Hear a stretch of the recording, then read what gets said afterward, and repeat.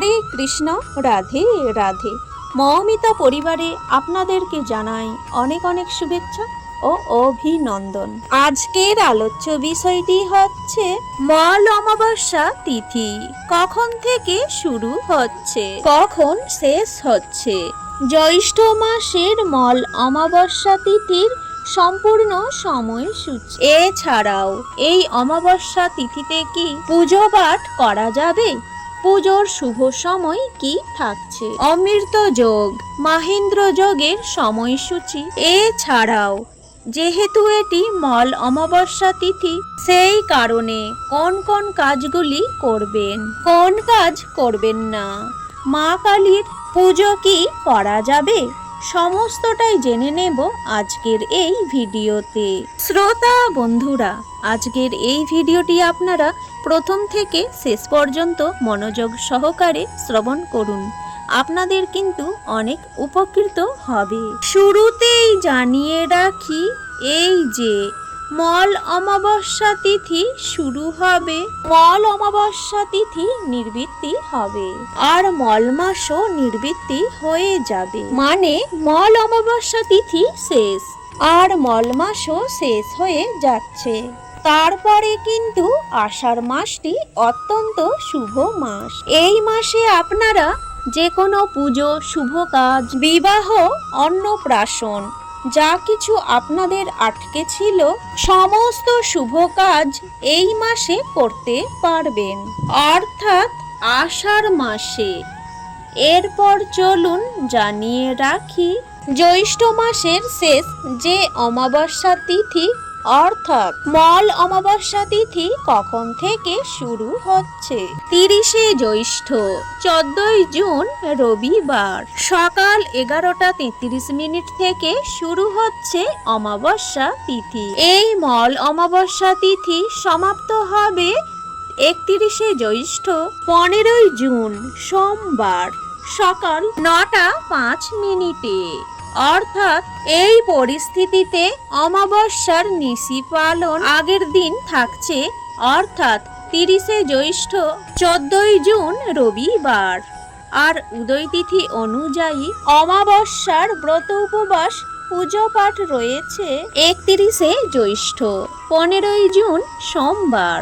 আর এর পরবর্তীতে সকাল 9:05 যখন অমাবস্যা তিথি কেটে যাচ্ছে, তারপরেই কিন্তু মল মাস নিবৃত্তি। তারপর থেকে মল মাস কিন্তু আর থাকছে না। এবার চলুন জেনে নেওয়া যাক অমাবস্যা তিথি তো থাকছে, তবে কি অমাবস্যা তিথির মধ্যে আপনারা গঙ্গা স্নান, দান বা পুজো করতে পারবেন? গঙ্গা স্নান, দান অবশ্যই করবেন, কারণ গঙ্গা স্নানের মাধ্যমে আমরা শুদ্ধ হই।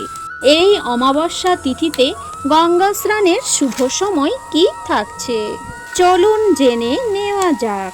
15ই জুন, 31শে জ্যৈষ্ঠ সোমবার দিন সূর্যোদয় হচ্ছে ভোর 4:55 থেকে সকাল 6টা পর্যন্ত।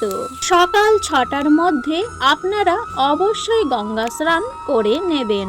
আর যারা দান করতে চান এই অমাবস্যা তিথিতে, তারা 9:05 পর মল মাস নিবৃত্তি হয়ে গেলে তারপরে দানের মতো শুভ কাজ করবেন। সূর্য অস্ত যাওয়ার আগে পর্যন্ত সারা দিন আপনারা দান করতে পারেন।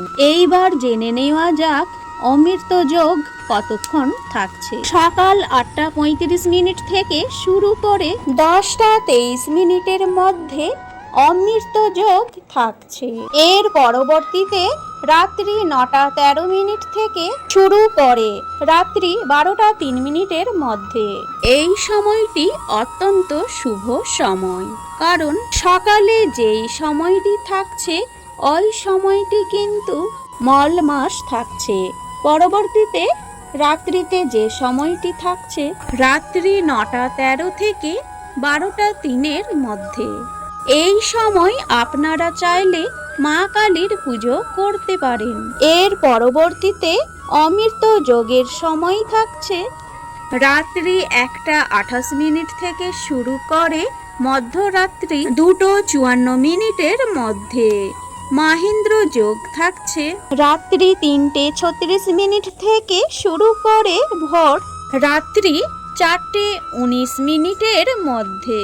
আমরা প্রত্যেকেই জানি প্রত্যেক অমাবস্যা তিথিতে মা কালীর একটি বিশেষ রূপের পুজো করা হয়। এই অমাবস্যা তিথিতেও আপনারা মা কালীর পুজো করতে পারেন, তবে সকাল 9:05 পরবর্তী সময়ে আপনারা পুজো করবেন। এইবার চলুন জেনে নেওয়া যাক মা কালীর পুজোয় আপনারা কি কি অর্পণ করবেন। লাল জবা ফুল বা 108টি জবা ফুলের মালা অবশ্যই রাখবেন। 108টি অপরাজিতা ফুলের মালাও রাখতে পারেন। জয় শ্রী কৃষ্ণ। আজকের এই ভিডিওটি এখানেই শেষ হলো। আপনারা ভালো থাকবেন, সুস্থ থাকবেন।